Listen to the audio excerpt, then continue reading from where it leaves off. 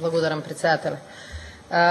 Колеги пратеници, денеска Законот за минимална плата е на поправен испит во Собранието на Република Македонија.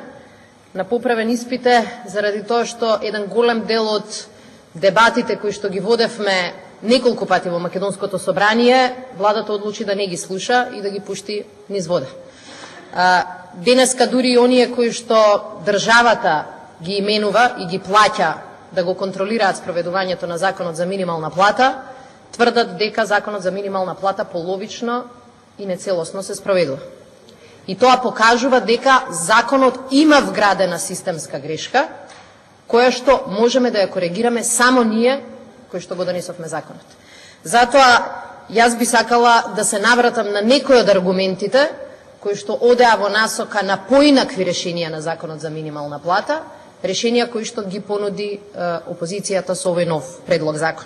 Имено главниот проблем на законот кој што го донесе Собранието на Република Македонија беше што владата или владеачкото мнозинство не понудија решенија во областите каде проблемот со плата е најизразен, илити не дадоа лек за најголемата болест. Имено во Република Македонија 80% од лицата кои што земаа плата под 8.050 денари се лица кои што работат во текстилната, кожарската и генерално индустриите за кои владата не предложи минимална плата од 8.050 денари. Тоа значи дека таму каде што најголем беше проблемот со ниските примања, владата одлучи да го одмолчи и да го одложи на 3 години до 2015 година. Сметаме дека е ова најголемата грешка на законот и таа предлагаме со овој нов предлог закон да се коригира. Предлог законот кој што го предлага опозицијата е едноставен и нуди 3 решенија кои што ќе ги решат системските грешки во Законот за минимална плата кој што неодамна го донесовме. Прво, законот предвидува минималната плата за 2012 година да изнесува 9.100 денари за сите веднаш. Сметам дека е ова најважната измена која што директно ќе се однесува и ќе ги третира и ќе влијае на животот на илјадници граѓани во Македонија кои што ги примаат најниските плати во нашата држава. Втората измена која што ја предлагаме е вистинска контрола на спроведувањето на законот. Имено во медиумите пред неколку недели излегоа податоци според кои трудовата инспекција и управата за јавни приходи излегуваат со различни проценки околу успешноста за спроведување на законот. Според управата за јавни приходи, 7.280 работници кои што требале да добијат минимална плата, не ја добиле. И при тоа до ден денеска уште не знаеме, инспекциите практично не реагира со соодветни казни. Според кажувањата на оние кои што знаат што се случува во предпријатијата, дури и според реакциите на синдикатите, ова е многу мала бројка. Затоа што управата за јавни приходи не ги третира случаите кога, например, одреден работник примил 8.000 денари плата или 6.263 денари, меѓутоа во таа плата биле вградени прекувремена работа и ноќна работа и други додатоци, да не спомнувам за храната и превозот кој што беа првиот трик кој дел од работодавачите решија да го применат. Значи, доволно е само да го третираме овој проблем и ќе заклучите дека ако сакаме вистинско спроведување на Законот за минимална плата, во борбата против прекршувањето мора да се вклучи и управата за јавни приходи и соодветната инспекција. И затоа втората измена се однесува на контролата. Зголемена контрола заради зголемено почитување на Законот за минимална плата. И третата измена која што ја нудиме е измена на фирмите за кои што парламентарното мнозинство лееше крокодилски солзи на една точка, а ги заборави по другата точка. Да се подсетиме, единствениот аргумент кој што колегите од парламентарното мнозинство го користеа кога велевме ајде да дадеме да овозможиме минимална плата за сите работници во Македонија, а не за сите минус текстилна индустрија и минус чевларска индустрија. Вие велевте, знаете што ударот врз работодавачите ќе биде многу голем, дајте да одиме чекор по чекор. Истата логика се разбира не постоеше кај парламентарното мнозинство кога ги менувавме законите за работни односи, кога го менувавме законот за здравствено осигурување. Во тие ситуации новиот товар кој што го префрливте врз работодавачите не ве засегаше.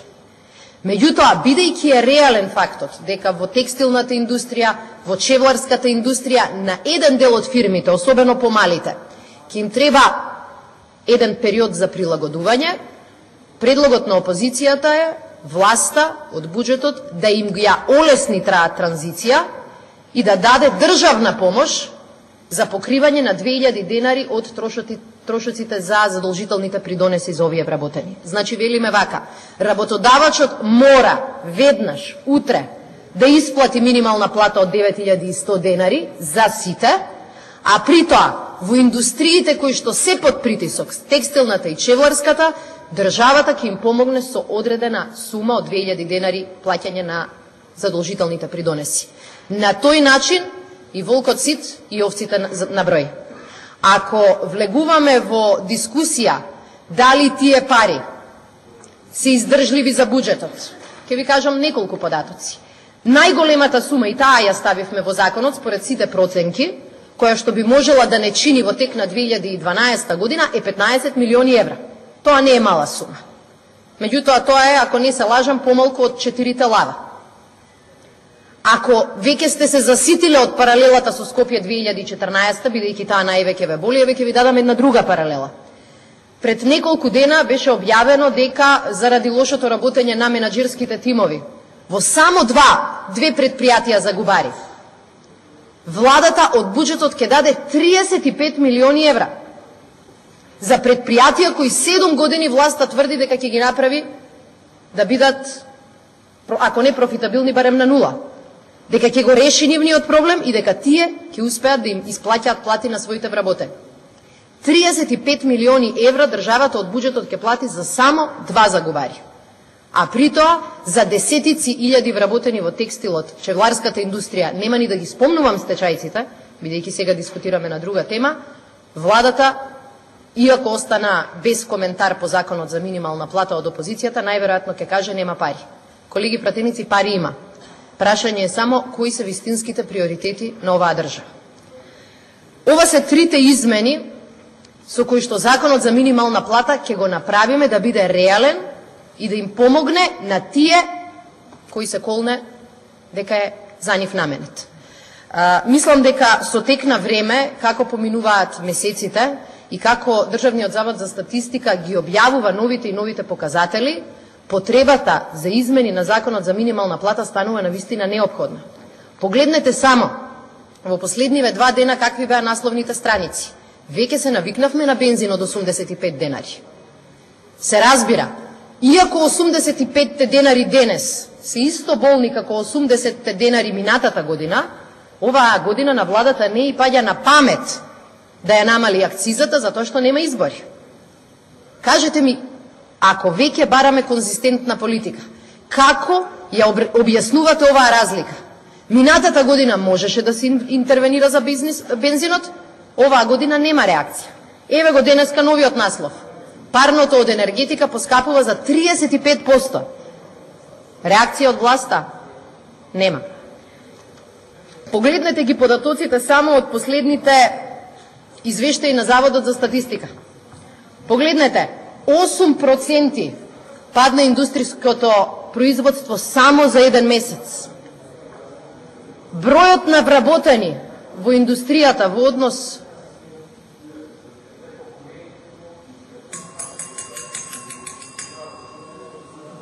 Председателе, јас сметав дека откако пратениците на ВМРО ДПМН си ги добија ливчињата говори и реплики што треба да ги кажат, дека ќе бидат повнимателни. Меѓутоа, бидејќи само читате реплики... Колешке, ве молам се расправите по закон. Па, ако ми дозволите, председател. Па, дозволено ви е. Вие самите се прекинат. Повелете по закон. Председателе, јас се надевам дека на координаторот на владеачката партија ќе кажете дека такви зборови не се... Ви молам, не влегувате во дуел. Па Расправите по закон. Повелете. Повелете, ви течи времето, до фрлат од место ви течи време. Повелете. Па ќе побарам председателе да направите прво условија, не да тече времето, бидејќи Повелете, госпоѓа Радмила Шекеринска може да расправа. Повелете. Ова е нормална работа. Повелете, госпоѓа Радмила Шекеринска. Повелете. Може ли да прекинете председателе времето? Вие им дозволувате со ваквиот начин на работа. Ве молам, расправајте по закон, не се расправајте со мене и со пратениците. Добро, председателе, благодарам што ќе ми дозволите да се довикувам со пратениците на парламентарното мнозинство, за кој минималната плата нормално е важна како ланскиот снег. Еве погледнете, на пример, кои се податоците кои ги објавува Државниот завод за статистика. Секој месец по 4 до 5% растат трошоците на живот. Секој месец. Погледнете само што се случува со реалната плата. Паѓа. 120%. Ве молам, колеги, ве молам стварно од мене да не се довикуваат едни со други. Ве молам. Стварно ја ометате на госпоѓа Радмила Шекеринска да расправа по закон. Ве молам. Повелете, госпоѓа Радмила. Повелете и ве молам, колеги, едни со други са да не се довикуваат. Повелете. Председателя, мислам дека е минимум пристојност, особено на колегите кои само што влегоа во салата, е да седнат и да не се слушаат. Госпоѓа Радмила Шекеринска, не делите лекции, ве молам. Па вие не ги делите, а ве молам, не делите лекции, ви течи времето, ве молам. Јас сум надлежен за одржување редот, не вие. Повелете. Почитуван председателе, се надевам дека ќе ја земете контролата на седницата и дека ќе дозволите да дискутираме на темата. Молам се, вие а знам дека податоците за кои што зборуваме болат. Повелете. Гледам дека и додека вие зборувате не се запира времето. Ве молам, повелете. Овие податоци можеби ве болат вас, бидејќи знаете дека сте соодговорни за ваквите бројки. Меѓутоа многу повеќе ги болат граѓаните, од кои две третини успеваат со својата плата само да покријат храна и трошоци за домување. 2/3. Кај невработените да не зборуваме. Македонија е една од ретките земји каде што сиромаштијата ги фаќа и семејствата во кои што има вработени. Знаете зашто? Затоа што работат за 4, 5, 6 илјади денари, 7 илјади денари. И она што им го вети владата во рекламите, дури ни тоа не го испочитува. Дури ни ветувањето за 8.050 денари на оние кои вистински примаат најниски плати не беше реализирано. Рекламата отиде, ама платите на први не стигнаа.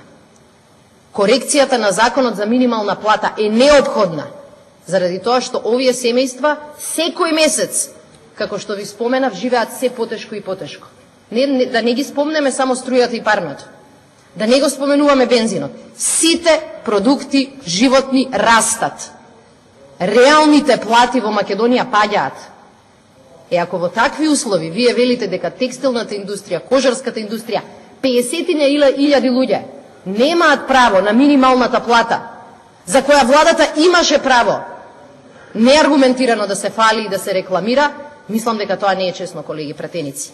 Затоа, она што денеска би сакала да го додадам, е дека минималната плата е еден од ретките инструменти кој може да влијае Македонија барем малку да ја намали сиромаштијата. Минималната плата сега и веднаш за сите може малку да влијае Македонија да престане да биде шампион во мизерија. И тоа е сега потегот кој што се очекува од пратениците, особено на владеачкото мнозинство. Сакам да апелирам и до моите колешки жени. Минималната плата, според истражувањата на сите европски експерти, е единствен начин да им се помогне на жените кои заработуваат во секоја земја помалку од мажите. Најмалку платените работи обично се вршат од страна на жени. И воведувањето на минимална плата, која нема да ги прескокне текстилните работнички, работничките во чевуарската индустрија, меѓу другото, ќе покаже дека вие навистина сте мислеле кога сте ветувале дека ќе се борите за поравноправен однос кон жените во Република Македонија. Инаку се тоа ќе бидат само зборови и шанси за нови и нови состаноци и ништо повеќе од тоа. Колеги пратеници, Аирлија минимална плата објави владата и не ја говореше вистината. Објави Аирлија минимална плата и на цедило ги остави токму оние вработени во индустриите каде што платите се далеку под пристојните износи. Почитувани колеги, редно време е ние денеска да кажеме Аирлија минимална плата, ама не во 2015. Не по 3 години. Редно е да кажеме дека Ирлија минимална плата треба да обезбедиме за сите во оваа држава, особено оние со најмали плати, и веднаш. Ако се согласувате дека ветувањата што се дадени пред кампањата не се само за да го купите нивниот глас, тогаш вистинско време е тоа да го покажете со гласање за денешниот закон. Благодарам. Благодарам.